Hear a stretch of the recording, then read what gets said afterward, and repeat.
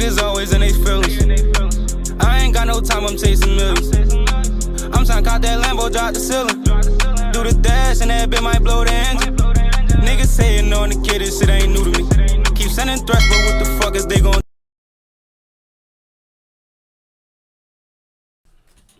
What's good, YouTube? It's your boy PNF Keith, man. Back again, another reaction video, man. This one gonna be a little different. It's not the Diddy or the Diddy 2.0. This actually a murder story.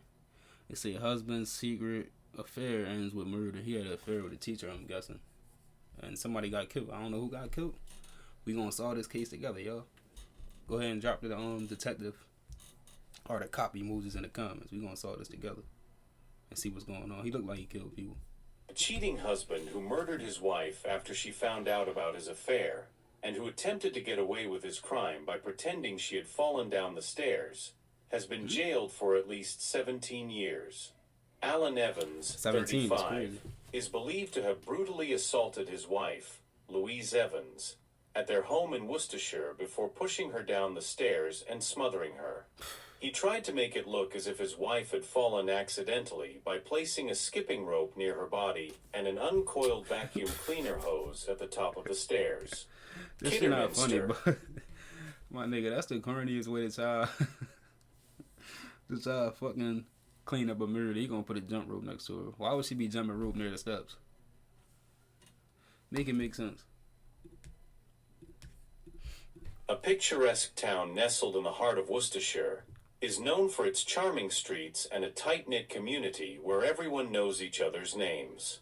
But beneath this tranquil facade lay the turbulent life of Ian Evans, a 35-year-old welder look at him, yo. who seemed to embody the ideal husband and father.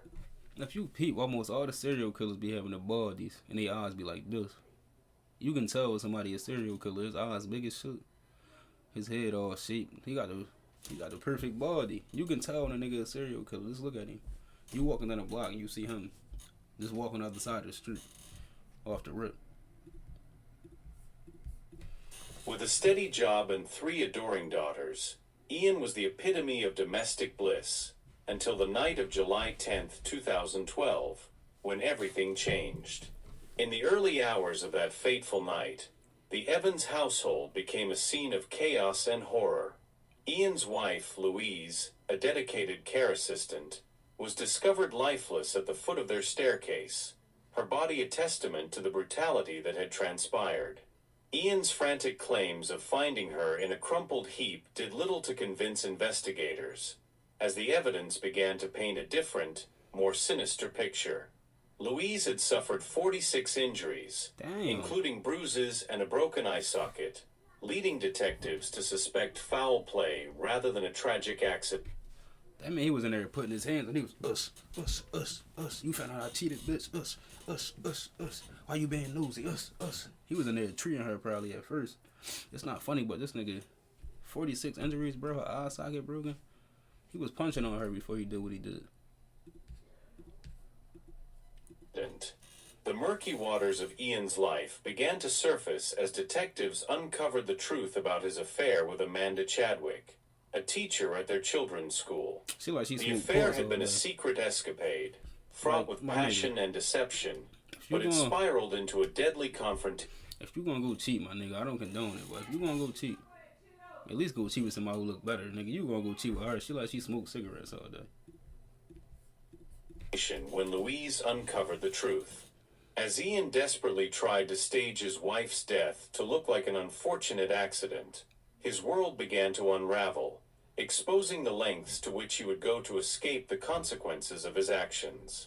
This is a story of betrayal and the lengths one man went to in an attempt to reclaim his freedom, while the echoes of his choices reverberated through the lives of those he loved. As the courtroom drama unfolded, the true nature of Ian Evans would be laid bare, revealing not just a murderer, but a man grappling with the catastrophic fallout of his own decisions. Evans, a welder, had ended his affair with Amanda Chadwick, a teacher at his children's school. Like, my nigga, if you cheating, how you gonna get mad at your wife and kill her because you got caught? If anything, the worst thing that should happen is y'all should break up and go your separate ways. Why would you kill her because you got caught cheating? She was gonna find out eventually, bro. It happens, bro. The truth always comes to the light, my nigga. Whatever in the dark gonna always come to the light. Now you just threw your life away. Shortly before the killing, but they began the relationship again after his wife's death, and it only ended when he was arrested. He claimed in court that he loved his wife, a care assistant with whom he had 3 daughters, and never laid hands on her in the 18 years of their marriage. But a jury at Worcester Crown Court took less than 5 hours to find him guilty of murder, jailing him for life. Mr. Justice Hickenbottom told Evans he would spend 17 years in prison before he could be considered for parole, and described his crime as callous and his attempt to escape justice as grotesque. The victim's mother, Judy Bolin, said in an impact statement that she faced the prospect of explaining to the couple's children what had happened. "How do we tell 3 little girls that their daddy murdered their mummy?" she asked. Expressing disbelief that Evans rekindled his affair after the murder, she said, "How could he? I just thought, Louise is still in a mortuary, and he is starting a life with that woman who hurt her so much." Ms. Evans' body was found at the foot of the stairs at the couple's semi-detached house in Kidder. This narrator got an annoying voice. Maybe it's just me. Y'all let me know in the comments what y'all think. If I was on it, I'm like, listen, this nigga gonna kill his wife because this other lady done got caught with this lady, and then this nigga. You mean, I'd have been thorough. And then Mr. Evans' wife would do it. Like, man, nobody's trying to hear that, bro. Get to the point. Minster in the early hours of July 10th, 2012. Evans claimed he had been sleeping on the sofa at the time and had woken up to find his wife in a crumpled heap.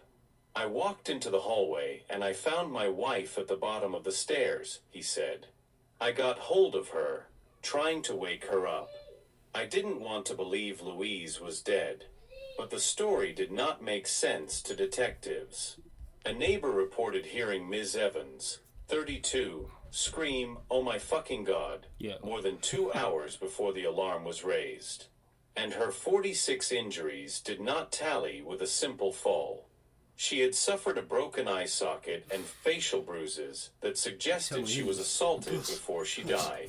When detectives looked into the couple's lives, they found Evans had had a 4-month affair with Chadwick, 30. He sent her around 6,700 text messages between March and July 2012. Why is you blowing this lady phone up like that? He probably didn't even text his wife that much. You sent her 6,700 messages? You look thirsty, my guy. You need a bottle of water. She received in June read, "You know how much I love you and I always will." Chadwick, who was also married, sent back about 5,350 messages. See on his body. The pair checked into budget hotels where they would have sex, and also met in their homes while their partners were at work. Ms. Evans had become suspicious that her husband was having an affair and confronted Chadwick and her husband. Evans ended the relationship with Chadwick by text message around a week before his wife died. However, 2 days before the murder, Evans told her he was getting a new secret SIM card so that Chadwick could contact him if she wanted to.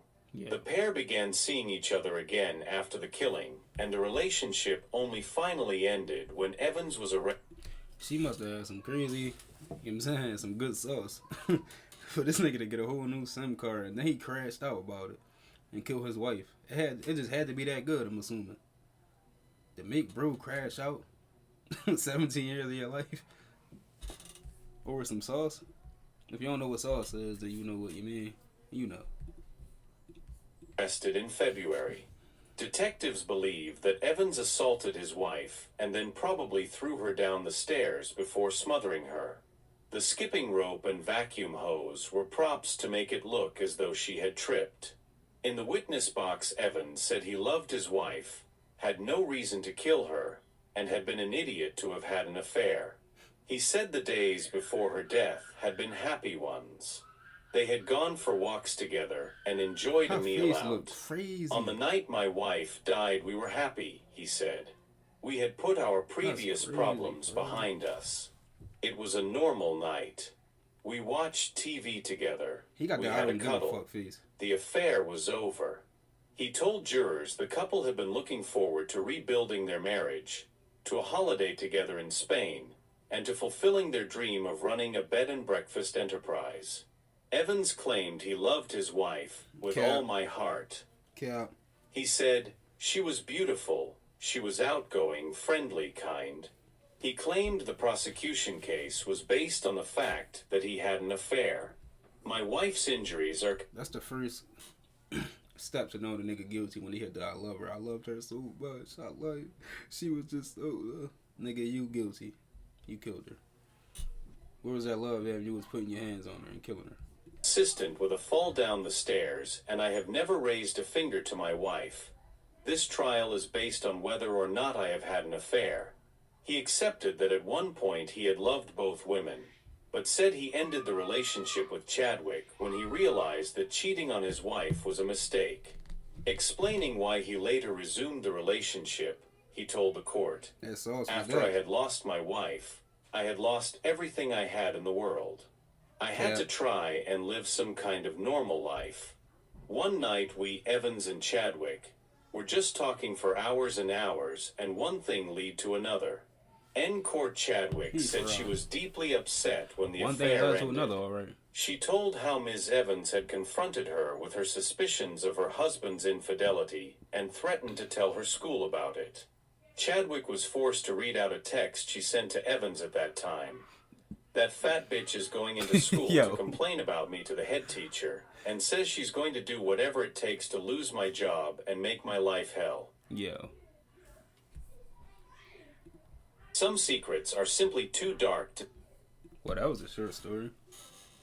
Listen though, moral of the story before we go, man. Please don't crash out about the puss. Alright? It's not worth it. Even if it's good, do not crash out. It's not worth you going to jail. If you're going to cheat on your girl and you find some better puss, just end it, I guess. Don't kill your wife or your girl about it. It's not that deep. You don't want to go to jail about it. Throw your life away. This guy is an idiot. He crashed out about it. Let me know what would y'all do in the comments if you cheating and then the person you cheated with got some better sauce, or ladies that God got some better, you know what? You gonna kill your husband or your wife, or you just gonna leave?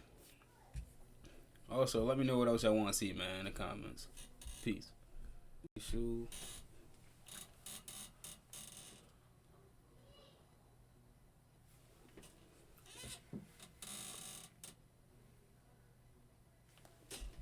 You better not trip. You better not. Yo, come on, that cut and dip.